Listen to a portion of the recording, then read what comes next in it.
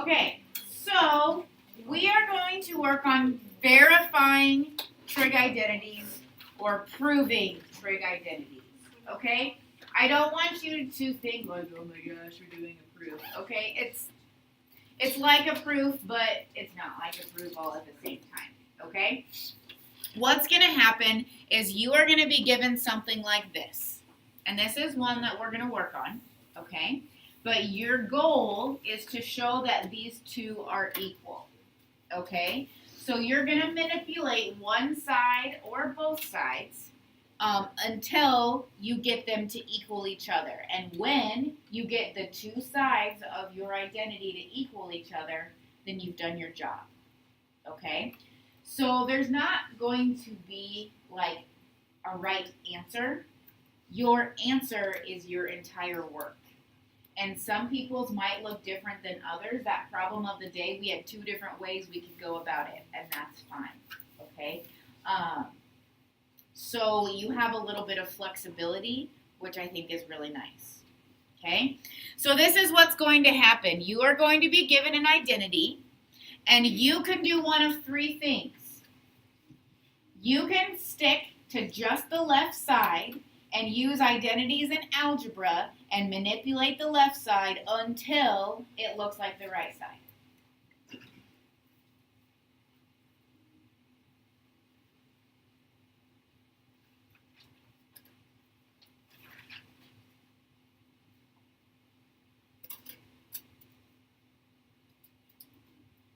Or you could leave the left side alone and manipulate using identities in algebra the right side until it looks like the left side.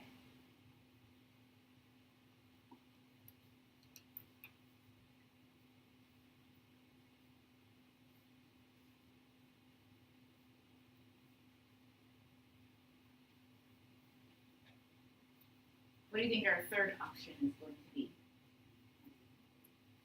What did you say next? Or Dallas? One of these said. Okay, we could manipulate both sides until we get them to equal each other. Okay? So we have a lot of freedom here.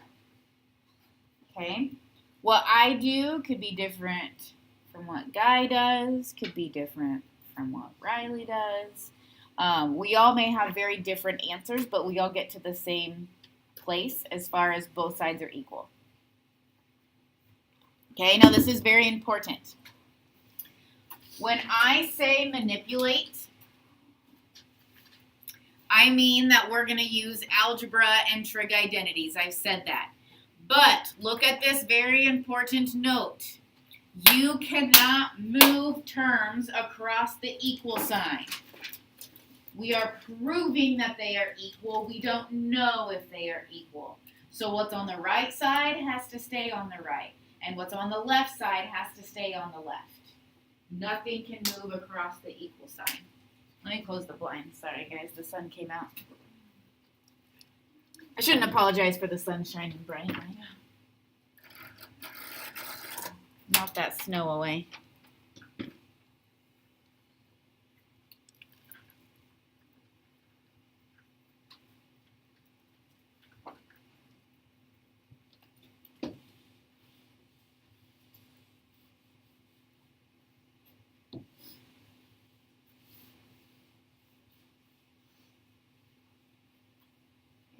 So you've already kind of seen how we can use algebra and our fundamental identities to change the way an expression looks.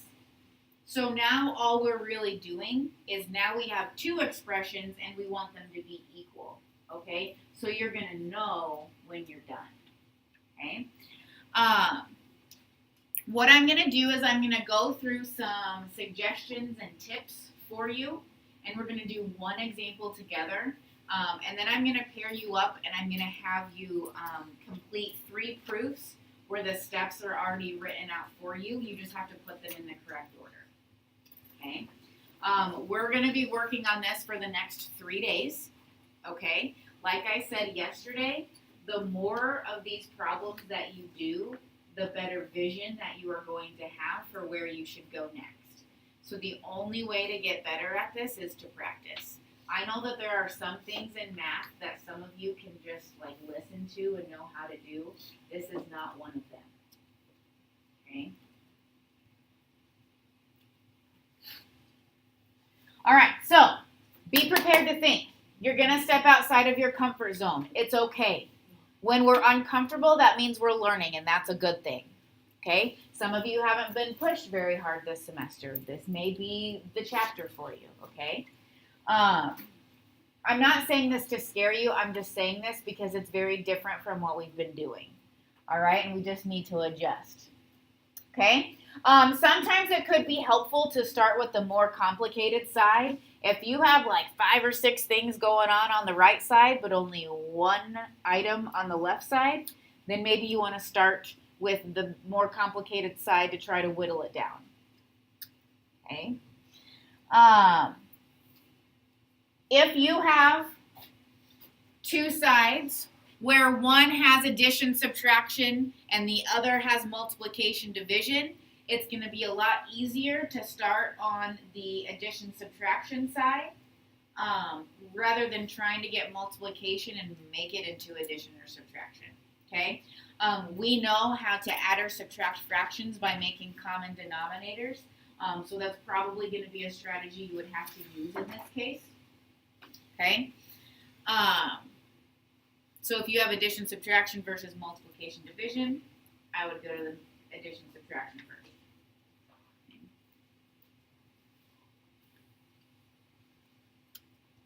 Look for opportunities to make substitutions.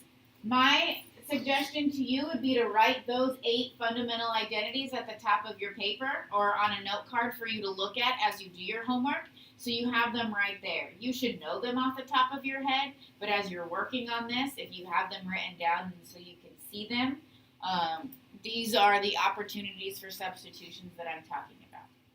Okay. Factoring, always a great thing.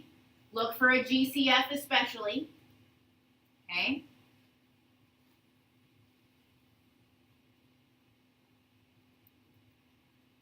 I have 2 fraction suggestions.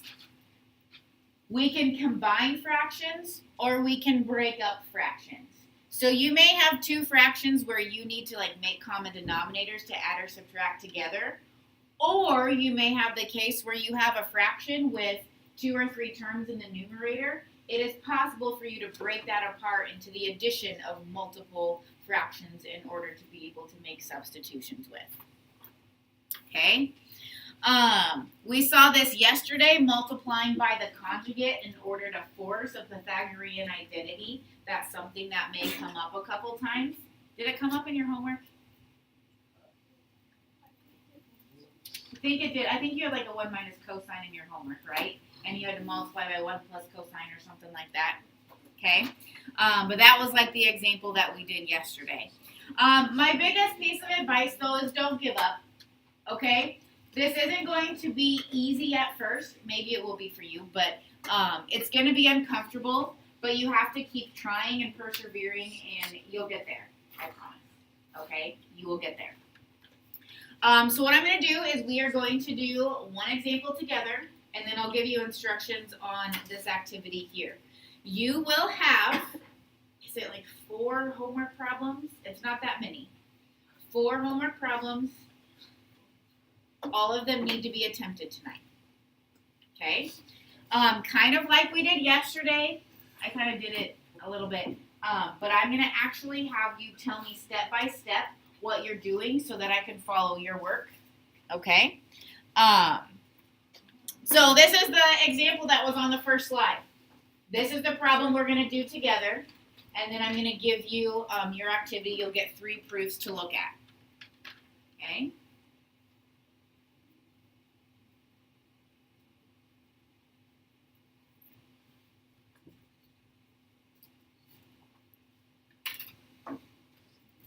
Okay, I gave you a suggestion. If there's addition versus multiplication, which side did I tell you would be better? Addition, okay?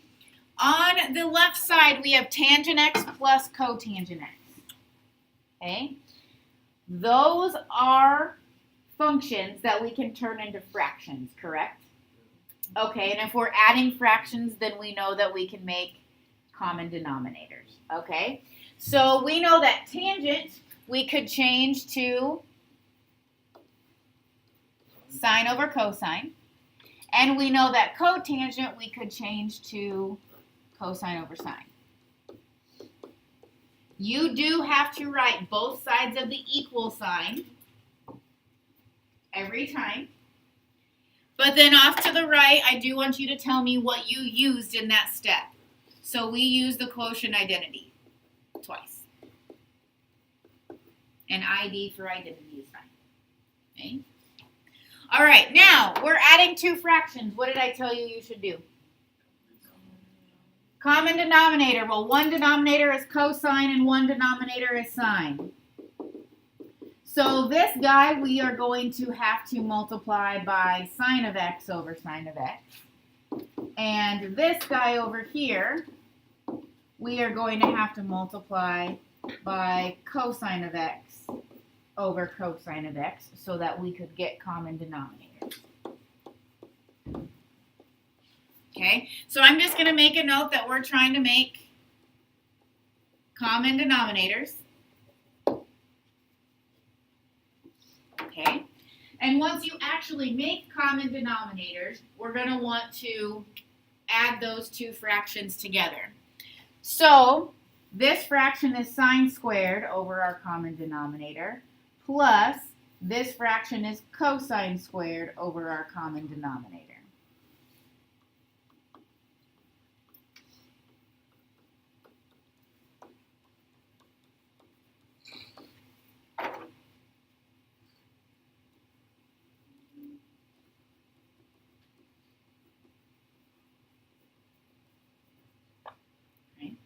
So I'm going to just make my note that we combined our fractions, okay, or we added fractions, however you want to phrase that. Okay, Max is getting excited. Okay, I'm hoping by today we see something up there and get really excited about it. What is it that I'm talking about? Okay, sine squared plus cosine squared. I really want that to jump out at you. Okay, whether you get excited or not, that's up to you. But sine squared plus cosine squared, I want you to be, that equals 1. Okay, I want you to recognize that. So, and what identity is that?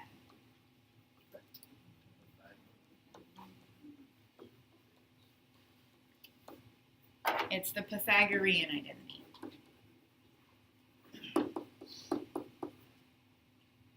We are so close.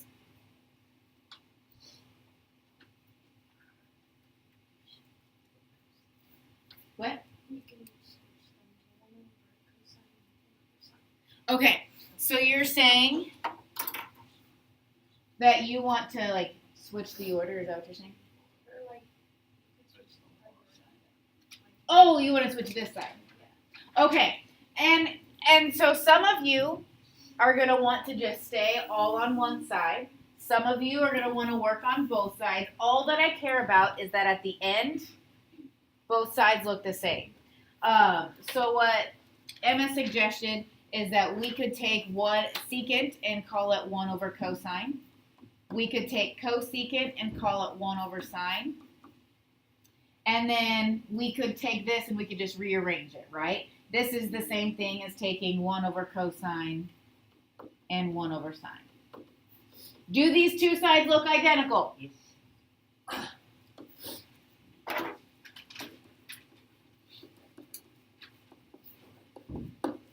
Okay. Some of you may choose to stick to the left side and change that to secant x times cosecant x.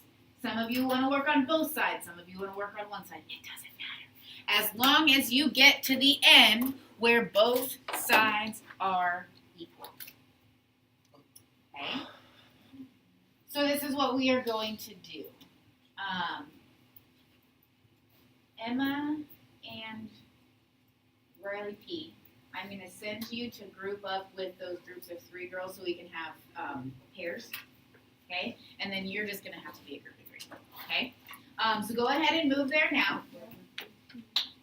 I'm gonna have you send 1 representative to get each piece of colored paper, not yet, scissors and glue. What you're going to be given are 3 proofs where I have the problem, I have the steps, you just need to put them in the correct order with what's happening for each of them, what's the reason, okay? Please do not glue these until I come around and check them for you so that you know that they are correct.